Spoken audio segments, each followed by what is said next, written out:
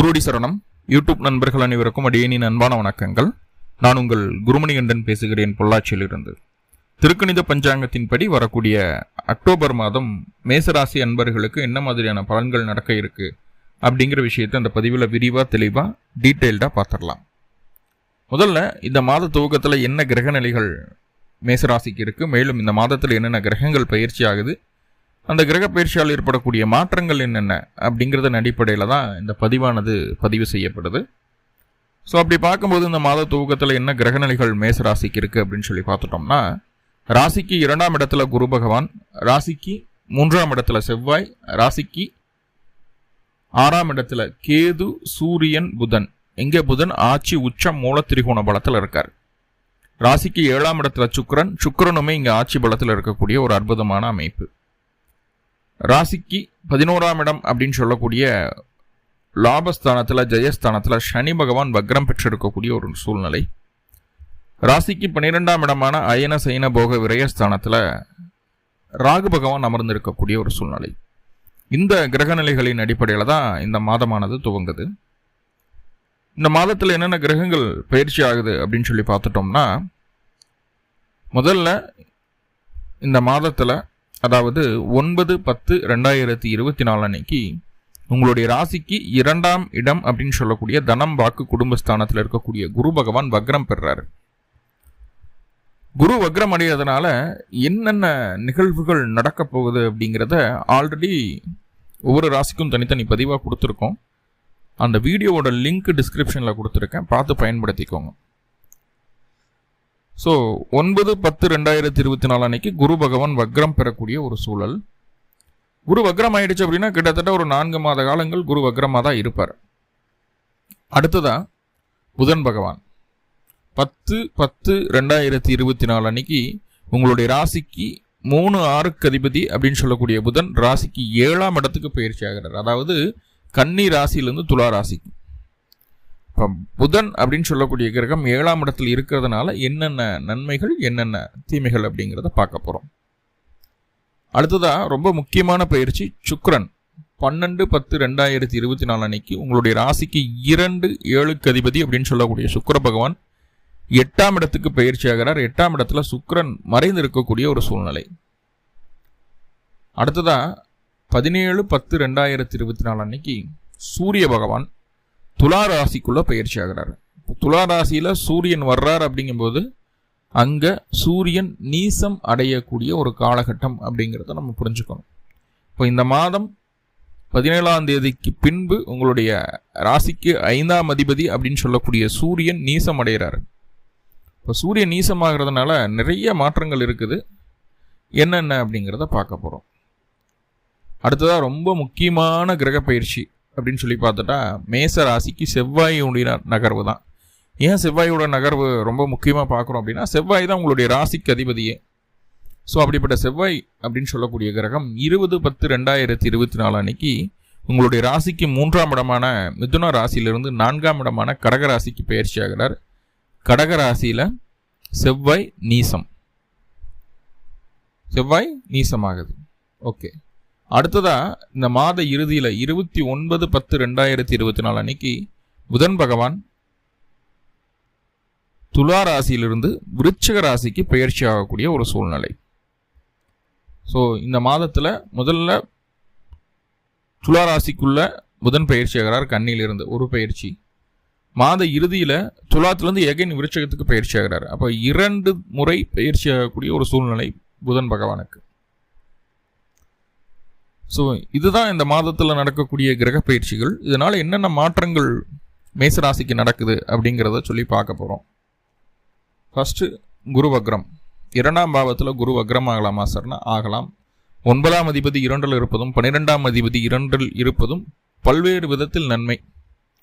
So அதில் நிறைய பாசிட்டிவான விஷயங்கள் இருக்குது. தனிப்பதிவாக கொடுத்துருக்கேன் அப்படின்னு சொல்லியிருக்கேன். ஆல்ரெடி அதோட லிங்க் டிஸ்கிரிப்ஷனில் இருக்குது, பார்த்துக்கிடலாம். அடுத்ததான் புதன் என்ன செய்ய போகிறார் இந்த மாதத்தில் உங்களுக்கு அப்படின்னு சொல்லி பார்த்துட்டோம்னா, அவர் 3/6 அதிபதிங்க. 3/6 அதிபதி முதல் 10 நாட்களுக்கு வளமுடன் 6ஆம் இடத்துல இருக்கார். இப்போ முதல் 10 நாட்களுக்கு டாக்குமெண்ட் சம்மந்தமான விஷயங்களாகட்டும், இடம் மாறுதல், ஒரு 2 வீலர் வாங்கணுங்கிற ஒரு எண்ணம், ஒரு லோனுக்கு ட்ரை பண்ணுறோம், இந்த மாதிரி விஷயங்கள் எல்லாமே உங்களுக்கு சற்று சாதகமாக இருக்கக்கூடிய ஒரு சூழ்நிலை. ஆனால் 10/10/2024 அன்னைக்கு அந்த புதன் பகவான் ராசிக்கு 7ஆம் இடத்துக்கு பயிற்சி ஆகிறாரு. 7ஆம் இடத்துல இருக்கக்கூடிய புதன் உங்களுடைய ராசியை பார்க்குறாரு. இப்போ இங்கே என்ன நடக்க போகுது அப்படின்னா, 3ஆம் அதிபதி 7ல், 6ஆம் அதிபதி 7ல் அப்படிங்கும்போது முதல்ல முக்கியமாக நம்ம கவனிக்க வேண்டியது கணவன் மனைவி உறவு. கல்யாணம் ஆயிடுச்சு அப்படின்னா கணவன் மனைவி உறவில் நிறைய விரிசல்கள் வர்றதுக்கு வாய்ப்புகள் உண்டு. ஒருவேளை உங்களுடைய சுய ஜாதகத்தில் புதனனுடைய தசாபுத்தி அந்தரங்கள் நடந்துட்டு இருந்தது அப்படின்னா இந்த விரிசல் மேலும் அதிகரிக்கும் அப்படிங்கிறதுல எந்த மாற்றமும் இல்லை. ஏன்னா புதன் இந்த லக்னத்திற்கு 3ஆம் அதிபதிங்க. கணவன் மனைவி அப்படிங்கிற உறவுக்குள்ள 3வது நபரினுடைய தலையீடுதல் வர்றதுக்கு சான்சஸ் அதிகமாக இருக்கு. என்ன ஆகும்னா மிஸ்கம்யூனிகேஷன் ஆகும். நீங்கள் ஒரு விஷயத்த சொல்ல நினைப்பீங்க, அது உங்களுக்கு தெரிஞ்சாப்புல அங்கே சொல்லிடுவீங்க, ஆனால் அவங்க தவறாக புரிஞ்சுக்குவாங்க, கணவனோ மனைவியோ. ஸோ இது இன்னொரு ஆள் கூட இருக்கும்போது அந்த வார்த்தையை நம்ம சொல்லிட்டோம் அப்படின்னா அந்த 3வது நபர் சின்ன விஷயத்தை ஒரு பலூனை பெருசாக ஊதி உடைக்கிற மாதிரி கொண்டு போயிடுவார். அப்போ முடிந்தளவு கணவன் மனைவி உறவுக்குண்டான மிக முக்கியமான விஷயங்களை யாருக்கிட்டையும் வெளியில் சொல்லாமல் நீங்கள் 2 பேருமே டிஸ்கஸ் பண்ணிக்கிற அமைப்புகளுக்குள்ளே வந்துடுங்க. அதே போல் 2வது விஷயம் என்னென்னா, நண்பர்கள், பிஸ்னஸ் பண்ணிகிட்ருக்கீங்க, பிஸ்னஸ் பார்ட்னர்ஷிப் போட்டு பண்ணிகிட்ருக்கீங்க அப்படின்னா அந்த விஷயத்தில், அதாவது பிஸ்னஸ் பார்ட்னர்ஷிப்பில் இருக்குது அப்படின்னா அந்த விஷயத்தில் உங்களுடைய பார்ட்னர் கூட ஒரு சரியான உறவு நிலை நீடிக்காது. இந்த காலகட்டம் உங்களுடைய பார்ட்னர் செய்யக்கூடிய விஷயங்கள் உங்களுக்கு தவறாக தெரியறதுக்கும் வாய்ப்புகள் உண்டு. இல்லை உங்களுடைய கருத்துக்கு அப்படியே எதிர்கருத்தா அவங்க நடந்துக்கிறாங்களோ அப்படிங்கிற ஒரு எண்ணமும் உருவாகும். ஸோ அதை நம்ம பார்த்து பக்குவமாக நடந்துக்கணும். பிஸ்னஸ் விஷயங்கள்லையும் குடும்ப விஷயங்களை உள்ளே கொண்டு போகக்கூடாது. வீட்டில் இருக்கக்கூடிய டென்ஷனை பிஸ்னஸ் பார்ட்னர் மேலே காட்டக்கூடாது. ஸோ அந்த மாதிரி எல்லாம் காட்டுறதுக்கு உண்டான ஒரு சூழ்நிலை இந்த காலகட்டம் சொல்லுது அந்த புதனனுடைய அமைப்பு. இது எவ்வளோ நாள் சார் நீடிக்கும் அப்படின்னா 10/10/2024 29/10/2024 வரைக்கும் இதே மாதிரியான ஒரு சூழ்நிலை தான் நீடிக்குது. ஸோ அந்த இடத்துல நம்ம ஸ்ட்ரகிள் பண்ணாமல் சரியாக நடந்துக்கணும் அப்படின்றத சொல்லுது. அப்புறம் இன்னொரு விஷயம் என்ன அப்படின்னா, கணவன் மனைவி உறவில் சின்ன சின்ன கருத்து வேறுபாடுகள் வரும் அப்படின்னு சொன்னதை காட்டிலும் உங்களுடைய வாழ்க்கை துணைக்கு உடல் ரீதியான தொந்தரவுகள், காய்ச்சல், தலைவலி, இல்லை உங்களுடைய சுய ஜாதக அமைப்பில் என்னென்ன ஏதாவது உடல் தொந்தரவுகள் ஏதாவது இருந்ததுன்னா அந்த நோயினுடைய வீரியம் சற்று அதிகரிப்பதை சொல்கிறது. இப்போ வாழ்க்கை துணைக்கு மருத்துவ செலவுகளை செய்ய வேண்டிய ஒரு சூழ்நிலை உண்டாகும் அப்படிங்கிற விஷயத்தை சொல்லுது. அப்போது அவங்க உடல் ஆரோக்கியத்தில் கொஞ்சம் கவனம் செலுத்த வேண்டிய ஒரு காலகட்டமாக இருக்குது. அதே நேரத்தில் வேலை இல்லாமல் இருந்துட்டு இருக்காங்க, வாழ்க்கை துணைக்கு வேலை இல்லாமல் இருந்துட்டு இருக்காங்க, அதுக்காக முயற்சி எடுத்துகிட்டு இருக்காங்க அப்படின்னா இந்த காலகட்டம் வாழ்க்கை துணைக்கு வேலை கிடைப்பதற்குண்டான ஒரு சூழ்நிலையை எடுத்து சொல்கிறது. ஸோ அதுக்குண்டான முயற்சிகளை நம்ம எடுக்கும்போதே கண்டிப்பாக வேலை கிடைக்கிறதுக்கு உண்டான ஒரு சூழ்நிலையை சொல்லுது இந்த 19 நாட்கள். ஓகே, வெளியூர் வெளிமாநிலத்தில் வேலையில் இருக்கக்கூடிய நபர்களுக்கு இந்த காலகட்டம் நல்ல ஒரு வருமானத்தை கொடுக்குது. இந்த மாதம் முழுக்கவே இடமாற்றங்கள் செய்ய வேண்டிய ஒரு அமைப்போ இல்லை பத்திரப்பதிவு இந்த மாதிரி விஷயங்களோ, ஒரு நகை, அதாவது ஆபரணங்கள், அதாவது காதில் அணியக்கூடியது, மூக்கில் அணியக்கூடியது, கழுத்தில் அணியக்கூடிய ஆபரணங்கள் வாங்கிறதுக்கு உண்டான ஒரு அமைப்போ உங்களுக்கு சாதகமாக இருக்குது. அதில் ஒரு விஷயமும் இல்லை. சில நபர்கள் புதுசாக மொபைல் ஃபோன் வாங்கணும் அல்லது லேப்டாப் வாங்கணும் அப்படிங்கிற எண்ணமெல்லாம் இருக்கும். அதே போல் திடீர் அதிர்ஷ்டங்களை நம்பி சில நேரங்களில் ஏமாற்றப்படக்கூடிய ஒரு சூழ்நிலை இருக்குது. அதாவது இயல்புக்கு மாறான விஷயங்கள்ல உங்களுக்கு வெற்றி கிடைக்கணும் அப்படின்னு நினைச்சிட்டு சில விஷயங்களை செய்யும்போது அது உங்களுக்கு அப்படியே எகெயின்ஸ்டா மாறுறதுக்கு உண்டான ஒரு சூழ்நிலையில் இருக்குது. நடைமுறை யதார்த்தத்தை உணர்ந்து செயல்படுங்க அப்படிங்கிறத சொல்றேன். இந்த 7ஆம் இடத்துல இருக்கக்கூடிய புதன் என்ன பண்றாரு அப்படின்னா உங்க ராசியை பார்க்கறாரு. அப்படிங்கும்போது கொஞ்சம் இந்த காலகட்டம் உங்களுடைய இளமைய திருப்பி கொண்டு வரணும் அப்படிங்கிற ஒரு எண்ணம் கொடுத்துரும். நிறைய குறிப்பிட்ட வயதில் இருக்கக்கூடிய இளம் வயதில் இருக்கக்கூடிய நபர்களுக்கு காதல் மலரக்கூடிய ஒரு சூழ்நிலையும் அந்த புதன் பகவான் ஏற்படுத்தி கொடுத்துருவாரு. அப்படியே ஜாலியா சந்தோஷமா இருக்கணும்னு நினைப்போம்.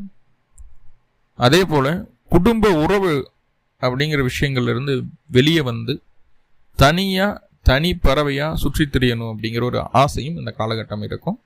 சில நபர்களுக்கு அல்லது பல நபர்களுக்கு என்ன ஆகுதுன்னா குடும்ப உறவுகளினுடைய ஆதரவு குறைந்து போகுது. தாய் தந்தையரே கொஞ்சம் ஆதரவை கம்மி பண்ணிக்கிற மாதிரியான ஒரு சூழ்நிலை. ஸோ இந்த அளவுக்கு இந்த புதன் தன்னுடைய பலனை தர்றாரு அப்படிங்கிறத புரிஞ்சுக்கணும். அடுத்ததா சுக்கிர பகவான் 12ஆம் தேதி சுக்கிரன் விருச்சிக ராசியிலிருந்து துலா ராசியிலிருந்து விருச்சிக ராசிக்கு பயிற்சி ஆகிறாருங்க. இப்போ அந்த சுக்கிரன் துலா ராசியிலிருந்து விருச்சிக ராசிக்கு பயிற்சி ஆகிறது அப்படிங்கிறது 2-7க்கு அதிபதி 8ஆம் இடத்துக்கு போகிறது அப்படிங்கிறது ஆல்ரெடி புதன் என்ன பலனை தர இருக்காரோ அந்த பலனை இந்த சுக்கிரன் அதிகப்படுத்துவார். குடும்பத்தின் மீது பற்றுதல் குறையும், கணவன் மனைவிக்குள்ள கருத்து வேறுபாடுகள் வரும், உங்களுடைய வாழ்க்கை துணை அவருடைய குடும்பத்திற்கு முக்கியத்துவம் தருவார், உங்களுடைய குடும்பத்திற்கு இல்லை. ஸோ அது நம்மளுக்கு கொஞ்சம் டென்ஷன் ப்ரெஷரை அதிகப்படுத்தும்.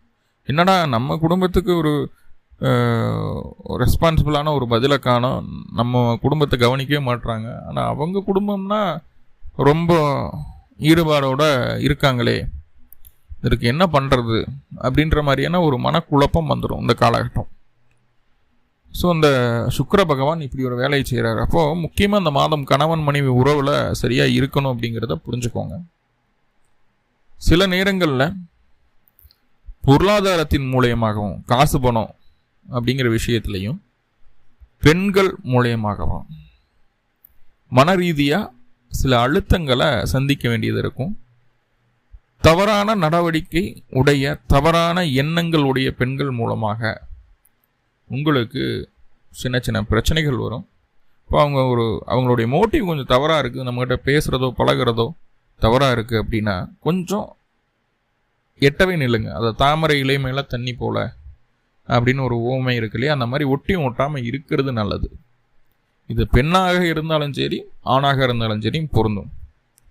முக்கியமாக பெண்களுக்கு ஒரு பெண்ணின் மூலமாக பாதிப்பு அதிகம் வருவதை காட்டுகிறது. மேசராசியில் பெண்ணாக பிறந்துட்டிங்கன்னா இந்த காலகட்டம் கவனம் வேணும். சப்போஸ் உங்களுடைய சுய ஜாதகத்தில் சுக்கிரனுடைய தசாபுத்தி நடந்துட்டு இருந்தது அப்படின்னா கூடுதல் எச்சரிக்கை தேவை அப்படிங்கிறது சொல்லுது. சுக்கிரன் 12ஆம் தேதி வரைக்கும் கணவன் மனைவி உறவில் ஒரு பாண்டிங்கை ஏற்படுத்துவார். ஆனால் 12ஆம் தேதிக்கு மேலே அவரே பிரச்சனையை கொடுக்கக்கூடிய கிரகமாக மாறிடுது. ஸோ கவனம். அடுத்ததாக சூரியன் 17-10-2024 அன்னைக்கு உங்களுடைய ராசிக்கு 6ஆம் இடமான கன்னி ராசியிலேருந்து 7ஆம் இடமான துலா ராசிக்கு பயிற்சி ஆகிறார். சூரியன் கன்னி ராசிலேயே இருந்தால் கூட போதும், எதுக்குடா துலா ராசிக்கு வர்றாரு அப்படின்ற மாதிரியான ஒரு சூழ்நிலையை கொடுத்துரும். எகைன் துலாம் 7ஆம் இடம். சூரியன் உங்கள் ராசிக்கு 5ஆம் அதிபதி, அவர் அங்கே வந்து நீசமாகிறார். அப்படிங்கும்போது உங்களுடைய அன்பு, பாசம், அக்கறை இது எதுக்குமே உங்களுடைய வாழ்க்கை துணையிடமோ உங்களுடைய நண்பர்களிடமோ உங்களுடைய பிஸ்னஸ் பார்ட்னர்களிடமோ மதிப்பு கிடைக்காது. உங்களுடைய அன்பு, பாசம், அக்கறை, விருப்பங்களை அவர்கள் துச்சமாக நினைக்கக்கூடிய ஒரு காலகட்டம்.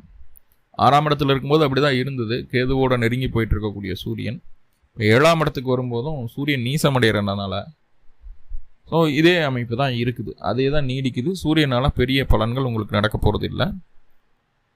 குழந்தை வளர்ப்பில் இருக்கக்கூடிய நபர்கள், அதாவது கை குழந்தையாக இருக்காங்க, 10 வயசுக்குள்ள இருக்கக்கூடிய குழந்தைகளாக இருக்கிறாங்கன்னா அவங்களுடைய உடல் ஆரோக்கியத்தில் அதிக அக்கறை தேவை. குழந்தைகளாக இருக்கிறாங்கன்னா அவங்களுக்கு ஃபுட் பாய்சன் ஆகிறதுக்கு சான்சஸ் இருக்குது. ஸோ அதில் கொஞ்சம் கவனம் வேணும். அதே போல் உங்களுக்கு கொஞ்சம் கூட தகுதி அற்ற, அதாவது உங்களுடைய திறமைக்கு ஏற்ற பொறுப்புகள் உங்களை தேடி வராது. உங்களுடைய திறமையை, உங்களுடைய தகுதியை கீழ் இறக்கும் வண்ணமாக, உங்களுடைய பொசிஷனை கீழே இருக்கிற மாதிரியான ஒரு வேலையை உங்ககிட்ட கொண்டு வந்து ஒப்படைப்பாங்க. இதெல்லாம் நம்ம இறங்கி செய்யணுமா அப்படின்ற மாதிரியான ஒரு முகம் சுளிக்கக்கூடிய ஒரு அமைப்பில் போகுது அந்த சூரியனால். ஸோ சூரியன் தான் நீசமாயிட்டார், அப்போது செவ்வாய் ஏதாவது நம்மளுக்கு சப்போர்ட் பண்ணுவாரா அப்படின்னு பார்த்தா, முதல் 20 நாட்களுக்கு செவ்வாய் பயங்கரமான தைரியத்தை கொடுக்குறாரு, எல்லாத்தையும் துணிஞ்சு செய்திடலாம் அப்படிங்கிற ஒரு எண்ணத்தை கொடுத்துட்றாரு. ஆனால் 20/10/2024 அன்னைக்கு இந்த செவ்வாய் உங்கள் ராசிக்கு 4ஆம் இடமான கடகராசிக்குள்ளே பயிற்சி ஆகிறாரு. கடகராசியில் செவ்வாய் நீச்சம். செவ்வாய் நீசமாகிறது மட்டும் இல்லாமல் 4ஆம் இடத்துல செவ்வாய் நிஷ்வலம். அப்போது உங்களுடைய ராசி அதிபதி பலம் இழக்கக்கூடிய ஒரு காலகட்டம். நிறைய திறமைகள் இருந்தும், நிறைய வாய்ப்புகள் இருந்தும் சரியாக பயன்படுத்திக்க முடியல அப்படின்ற ஒரு எண்ணம் வந்துடும். உங்களுக்குள்ளேயே ஒரு தாழ்வு மனப்பான்மை உருவாயிடும். சார், இது அந்த கிரகம் நீசமாகிறதுனால இந்த மாதிரியான ஒரு சூழ்நிலை. ஆனால் இத்தனை பிரச்சனைகளையும் சமாளிக்கிறதுக்கு ஒரு வழி இருக்குது. என்ன அப்படின்னு பார்த்துட்டிங்கன்னா, அருகில் இருக்கக்கூடிய முருகன் ஆலயங்களுக்கு சென்று முருகனை மனமாற பிரார்த்தனை பண்ணுங்க. 2 நல்லெண்ணெய் தீபம் போட்டு வழிபாடு பண்ணுங்க. விபூதி, தேன், தினைமாவு முருகனுக்கு வாங்கி கொடுங்க. கண்டிப்பாக இத்தனை நெகட்டிவான விஷயங்கள்ல இருந்தும் உங்களை அப்படியே பூ போல காப்பாற்றிடுவார். இப்படியெல்லாம் ஒரு விஷயமே நடக்காத மாதிரி நீங்கள் அழகாக சேஃப் சூழ்நிலை இருப்பீங்க. ஸோ அந்த வழிபாடை செய்யுங்க. அந்த வழிபாடை எப்போ செய்யணும்? பிறந்த கிழமை அன்னைக்கும் பிறந்த நட்சத்திரத்தன்னைக்கும் இந்த வழிபாடை செய்யணும். மேலும் மேஷராசி அன்பர்களுக்கு அக்டோபர் மாதம் வெற்றிகரமான மாதமாக அமையணும்னு சொல்லி எல்லாம் வல்ல பரம்பூரில் பிரார்த்தனை பண்ணிட்டு இந்த பதிவை முடிச்சுக்கிறேன். நன்றி நண்பர்களே, நன்றி. வாழ்வளமுடன். திருச்சிற்றம்பலம்.